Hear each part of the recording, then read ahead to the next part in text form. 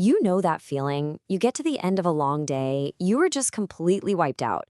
But you can't really point to any one big thing that made you so exhausted. Well, turns out that's a totally universal feeling, and there's a really powerful scientific reason behind it. Okay, let's get into it. I mean, this is such a classic scenario, right? You've crushed it at work, you've handled all your responsibilities, and then you're just standing there staring into the fridge and you're totally stuck on what to eat. It's not because you're lazy or indecisive, it's because your brain is genuinely running on empty. And this whole thing actually has a name. It's called decision fatigue. The best way to think about it is that your decision-making ability is like a muscle. The more you use it all day long, the more tired it gets. And when it's tired, the quality of your choices just goes way down.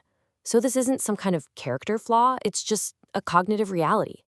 And what's so fascinating about this is that the mental drain doesn't come from those few, huge, life-changing decisions. Nope. It's the constant, non-stop trickle of thousands of tiny little choices that completely wears us down. I mean, think about your morning. What should I wear? Should I reply to this email right now? Highway or side streets? Accept this meeting? Oh, should I check that notification?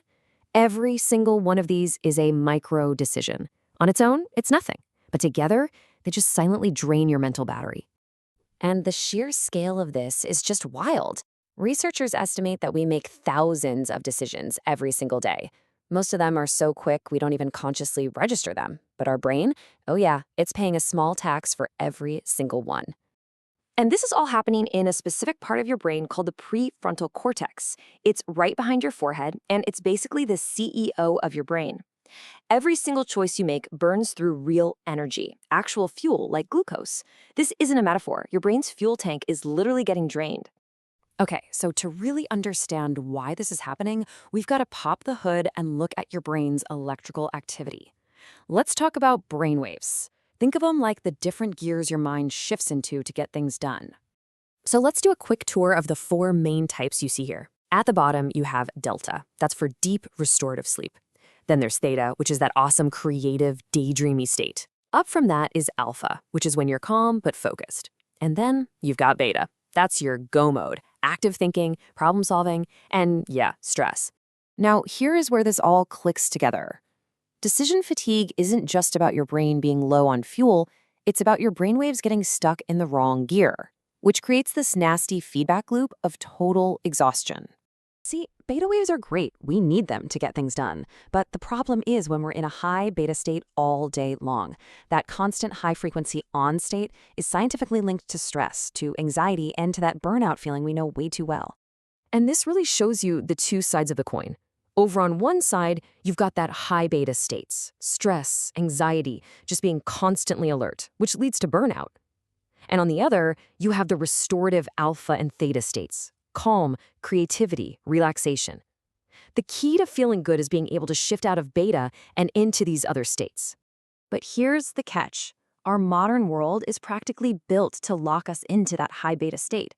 Every single phone notification, every time we switch between apps, every endless scroll on social media, it's all screaming at our brain to stay on, never giving it a chance to shift down and recharge. So if getting stuck in beta is the problem, what's the solution? Well, the answer is to actively encourage those slower brainwaves, especially the really powerful theta state. This is your key to unlocking some serious rest and creativity. Theta waves are so cool. They really are your brain's twilight zone, that magical space right between being awake and being asleep. It's where you get deep relaxation, you have these vivid daydreams, and it's where those brilliant, out-of-nowhere aha moments tend to strike. In fact, there's this great story about the artist Salvador Dali. He would sit in a chair, holding a heavy key right over a metal plate. As he'd start to drift off, his brain would enter that creative theta state. Then, his hand would relax, the key would drop, clang on the plate, and wake him up, just in time to write down all the surreal, genius ideas he just had.